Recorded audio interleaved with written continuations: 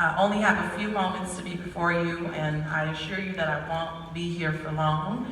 I usually tell people that I can promise you passion, and today I cannot promise you that there won't be a few tears, because I can tell you that I am truly moved by today's Golden Alert, specifically as it relates to me and my own personal experience. I have had the great fortune to be a part of Sigma Gamma Rho for 10 years now, even though I'm 21. Catch that on the way home, okay? And Sora Deborah Ketchum-Smith is telling you the absolute truth. She was the Central Region Syntactics when I was inducted into the organization.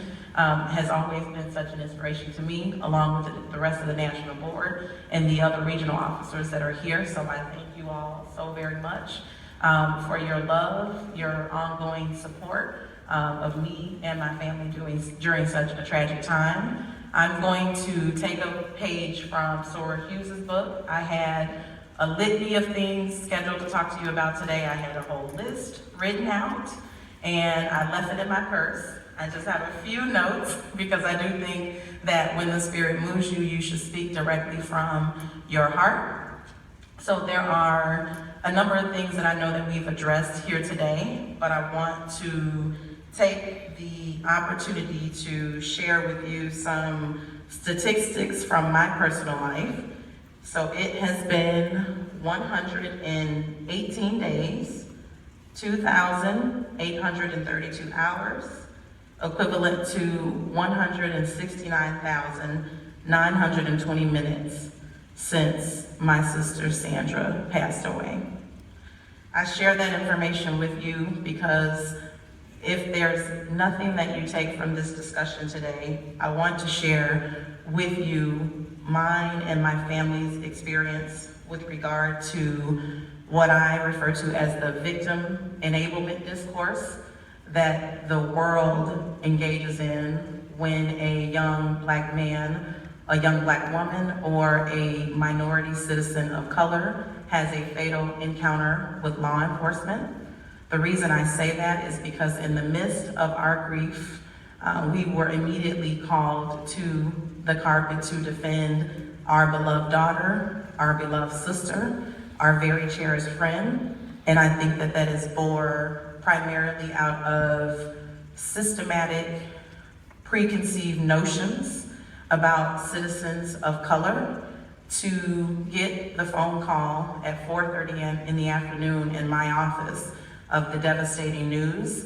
I will tell you within 2 days, as we went to the church to begin to plan Sandy's funeral services, I had a local reporter show up at the church. I'd been at the church for approximately 10 minutes, so it became clear to me that I was being watched, which was unbeknownst to me. And when they arrived, I had yet to obtain legal counsel, and the reporter asked me, can you share a few words? And my response was, if I don't talk to you, will you still write the story? To which the response was, the story's already been written. So I share that with you to say that it is imperative in your life, anything that you encounter that may be adversarial or present a hurdle to you. I would encourage you through my own personal experience to take a step back, to look at the bigger picture, and at some point try to press past the pain so you can be the person responsible for telling your story.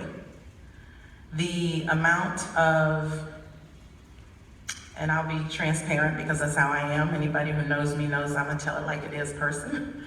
The amount of slander and venom that comes with victims of police brutality, almost the notion that every single thing that they did in their life comes into question when they have this fatal encounter with law enforcement is beyond belief to me, because these are things that law enforcement officials are not aware of when they encounter this citizen. It is the attempt, in my personal opinion, to shape the public opinion and perception of an individual, and that's where the campaigning to engage in the victim enablement discourse begins. And so it's our responsibility as a community, and more than anything as an individual, to seek out credible information from credible sources, and that in turn leaves you in a position to make a more informed decision about how you feel about a particular issue. The gentleman from earlier, Mr. Green, his name is escaping me at this moment, but he used my favorite word, which is accountability. It's something that if you have watched me speak at all, I've said from the very onset that I believe in dual accountability. I think that typically in our communities, when we talk about accountability, we talk about accountability amongst law enforcement officials, but we also need to change that mirror and look at the accountability that we need to hold ourselves to as well. I could not agree more with the importance of getting involved at the grassroots level in your communities, in your schools, where you work, places that you converse, because when you wait until a hashtag happens, your response is delayed. It's about prematurely and proactively identifying situations that matter to you and speaking up and being a social change agent, because I am a huge proponent of the fact that the social change begins with you. So one of the biggest things that I don't want to be remiss in saying, because I think that it is important to say thank you, I'd like to take the opportunity to thank all of the panelists today for your very balanced and transparent discussion, and also your call to action. I think that it is imperative to acknowledge the fact that from the position that you sit, you view these types of situations from a different lens than we do, and you have the privilege of being an insider to some of the triggers that are a huge part of situations like these. I want to take the opportunity to thank all of you for taking time out of a dreary, very gray day to put your very best on and to come to talk about an issue that means so much to communities. And I also, more than anything in the world, would like to thank the foot soldiers of the Prairie View community. I wish I could name them all. The biggest that come to mind for me are Miss Hannah Bonner, who has been someone who has stood in the gap. And not only just Hannah, but also Miss Toya Smith, somebody who has stood in the gap. For me and my family, people often ask me, what has this experience been like for you and your family? And I tell people that it has been an experience that is out of this world, and I could not stand here and tell you that on July 10th, which was the morning that Sandy was arrested, I could not stand here and tell you that the very last voicemail that I received from her and the very last text message exchange that I received from her would be her last. So I would like to take the opportunity to share with you all some names that you may not know, and those names are Shantae Needham, Siobhan Bland, Sierra Cole, Princess, Tremaine, Micaiah, Zakira, Janiyah, Egypt, Leanna, Natalie. You guys are probably thinking, who are all of these people? These are the 9 nieces and nephews of Sandy.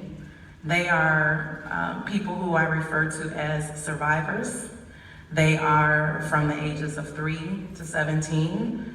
And those are the people that when the lights are gone, when the cameras are gone, and when the time has moved on and the hashtag has moved on, that are left to pick up the pieces of their life, coupled with countless other names of people in my family who have been indelibly touched by a situation that we sat in our homes and thought could never be us. And it's not out of privilege. Please understand that. It's not out of privilege. You just don't think that something, and in Sandy's case, and I think about Sandy, I think about Walter Scott, I think about Freddie Gray, I think about countless names of people who have an initial interaction with law enforcement that begins as routine, and it turns into something fatal. And so you never think for a moment that something so minuscule could be so grand. So the last piece of inspiration that I'm hoping to leave with you all is I will tell you that 3 weeks prior to Sandy's passing, I was in my home enraged by the events that happened in Charleston, South Carolina with Mother Emanuel AME Church. The reason that I was devastated is because I've been a member of the AME Church for 20 years, and I felt like anybody could come into my church home and do the very same thing that Dylan Roof did. In my frustration, in my devastation, I vented to Sandy about it, who I'm sure if you all have seen Sandy Speaks, I think it's pretty amazing. So the challenge that I want to leave with you is this. I certainly appreciate the accolades, Soror Catching-Smith, with regard to the way that I have handled myself, but I stand here and ask you all to become a social agent for change long before your sister, your brother, your cousin, your nephew becomes a hashtag, because that's really what happened to me. And while I, on one hand, draw my strength from the Lord, I miss Sandy deeply every single day. And it took, unfortunately, a story ending up on my silver screen in my living room to activate the social change agent in me. So I ask that whatever it is that you care passionately about, whether it's police brutality, race relations, socioeconomic class, sexism, that you extend your hand back to communities who are struggling with that very issue and become the voice of those who may feel silenced, become the voice of those who may feel like they cannot articulate themselves the way that you can, because I personally feel that that is our moral and ethical obligation to one another. Thank you.